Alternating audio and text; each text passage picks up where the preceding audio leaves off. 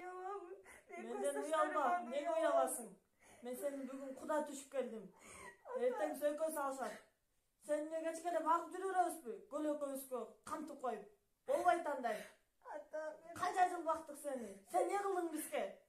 ата мен жаңы 10 классмын го. Эй, сен 11лер эмне кыласың?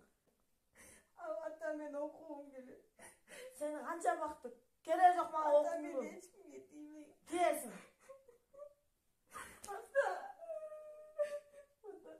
мен уяламын. Классташтарым жанынан бул сен атаңбы деп мени шылдыңдашат. Эй, мен деген сени багып чоңойтконмун. Эмне кыласың? Эмнеден уяласың? Айт, ооба, мени багып чоңойткон атам деп айт. Ошондо айтканга да эмне? Келбейби акылың? Биз бул 1 минутталык тасмада эмнени айткыбыз келди.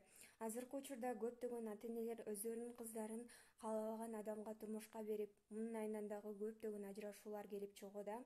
Бул ошол кыздын бир гана жашоосуна эле жаман таасирин тийгизбестен, анын келечектеги жашоосуна дагы, максаттарына, кыялдарына дагы терс таасирин тийгизүүдө.